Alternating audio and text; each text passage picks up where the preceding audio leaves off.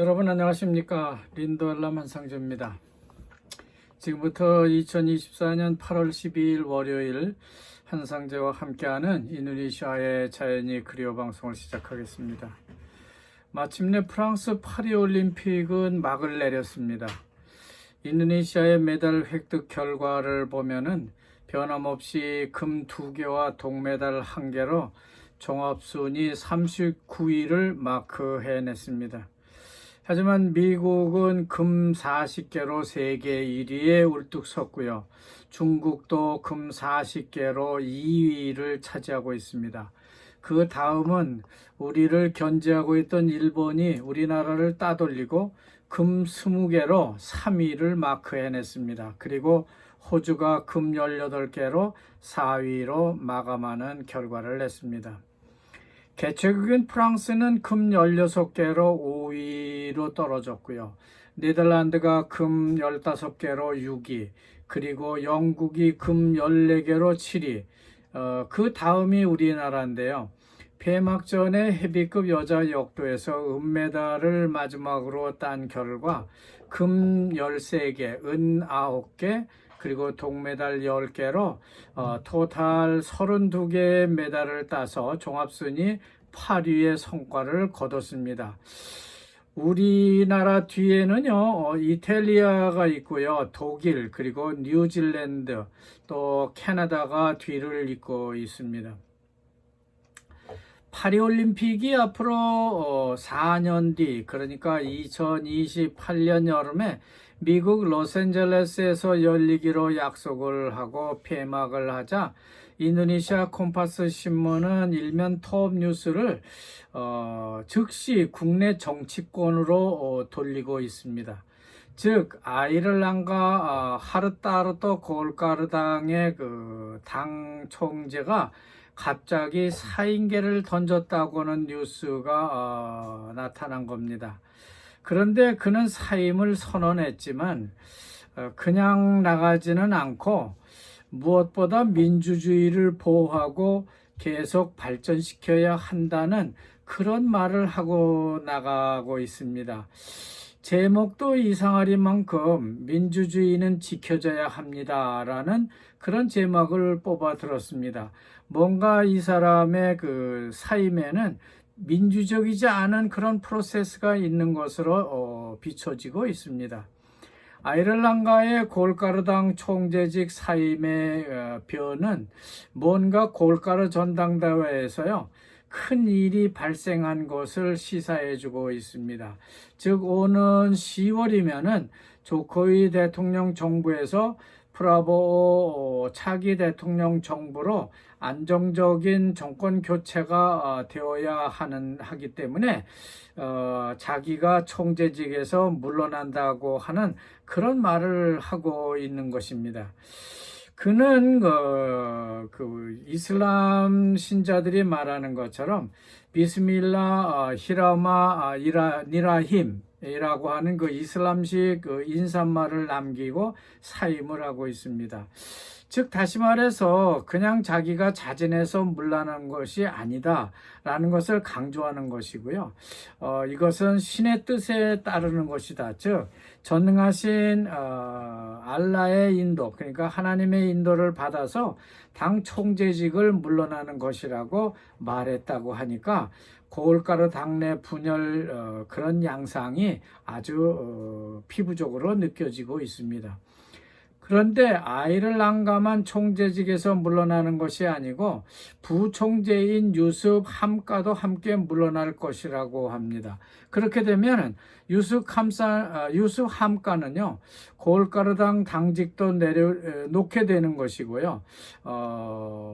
그 자카르타 부시장 후보에 나가려고 했었는데 그 후보도 사퇴하는 것이 될 것입니다.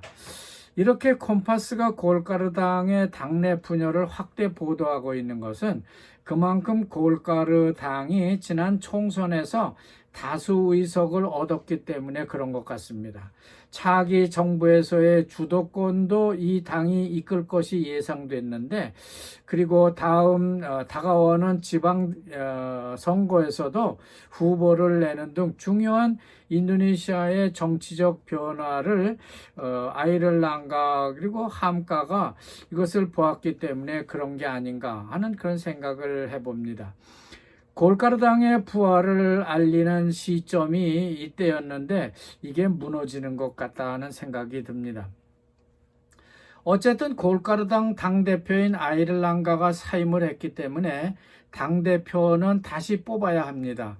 그러려면요, 전당대회 일정이 오는 12월로 정해져 있기 때문에 그 이전을 관리하고 전당대회를 준비할 수 있는 비상대책위원장을 뽑는 일이 시행될 겁니다. 그리고 12월 전당대회에서 새 당대표를 뽑게 되는 것이죠. 사실은 골가루에서 아이를랑가를 제거하려는 그런 시도는 반복적으로 있어 왔다고 말합니다. 그렇지만 아이를랑가는 계속해서 이것을 저항을 해 왔다고 하는 것인데요. 하지만 아이를랑가는 더 이상 버틸 수가 없다고 판단한 것인지 지방선거 등록 마감일 2주를 앞두고 갑자기 당대표를 반납을 한 것입니다. 물론 개인적인 사임 이유도 있긴 있었다고 합니다만 정치적 이유가 더 큰 게 아닌가 그런 의심을 하고 있는데 무엇이 진짜 이유인지 그것은 아직 아무도 모릅니다. 하지만 아이를랑가가 사임계를 제출하고 난 뒤 즉각 대검으로부터 소환장을 받았다고 합니다. 그 소환장에는 CPO 및 그 파생 상품, 그러니까 민약고랭 같은 수출 허가와 관련된 그런 부패 혐의 조사 통보서가 포함되어 있었다고 전해지고 있으니까 이것은 대략 정치적인 사건 또는 정치적인 그런 그 메커니즘 같다는 생각이 드는 것이죠. 물론 그는 2023년 7월 12시간 동안이나 법무부 장관실에서 이런 신문을 받은 적이 있었다고 합니다. 그럼에도 불구하고 아이를랑가 골가르당 대표는 대선은 물론 총선에서도요 큰 성과를 일궈냈습니다. 브라보를 대통령으로 그리고 기브란을 부통령으로 당선시키는데 큰 역할을 감당한 것이죠. 그리고 총선에서는요 투쟁민주당 의석보다는 작지만 국회에서 두 번째로 많은 국회의원을 배출해내는 성과도 거둬냈습니다. 따라서 골가르당은 차기 정부에서 국회에서 자기 목소리를 낼 수 있는 정당의 자리를 확보했다고 하는 것이 정설입니다. 그럼에도 불구하고 아이를랑가는 정치권을 떠나서 행정부 즉 장관으로서의 역할은 다 할 것이라고 말하고 있습니다. 장관이라고 해봐야 뭐 10월까지니까 8월 9월, 10월과 2달 정도밖에 안 남았습니다. 이제 그는 비민주적 방법에 따라서 골가루에서의 역할이 끝나고 있다는 그런 분석에 휘말리고 있습니다. 다음 뉴스는 프란치스코 바티칸 교황의 역사적인 인도네시아 방문에 대한 그런 박스 기사를 하나 소개하겠습니다. 로마 교황의 인도네시아 방문은 매우 중요한 의미를 갖는 게 사실입니다. 인도네시아 역사를 통틀어서요, 1970년 12월에 처음 방문한 적이 있고요. 1989년 10월에 두 번째 방문을 한 적이 있습니다. 세 번째 방문은 2023년 9월 3일에서 6일까지인데 인도네시아 방문은 세 번째 방문으로 예정되어 있는 것이죠. 이번 인도네시아 방문에서 프란치스코 교황은 형제의 그러니까 브라더 러브의 메시지를 가지고 올 것이라고 소개하고 있습니다. 이처럼 교황은요 인도네시아에 대해서 아주 집착하면서도요 매우 큰 친밀감을 갖고 있는 것으로 보여집니다. 그것은 1947년 7월 6일 바티칸은 공식적으로 유엔에서 인도네시아 독립을 인정해 줬기 때문일 것입니다.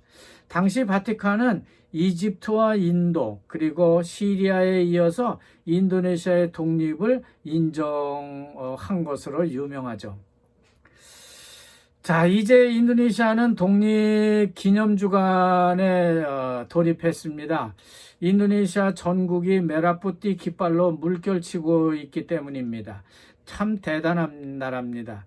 호텔 인도네시아 로타리에도 79 누산타라 신수도 인도네시아 전진 인도네시아 마주란 그 대형 독립기념 조형물을 설치하고 있습니다.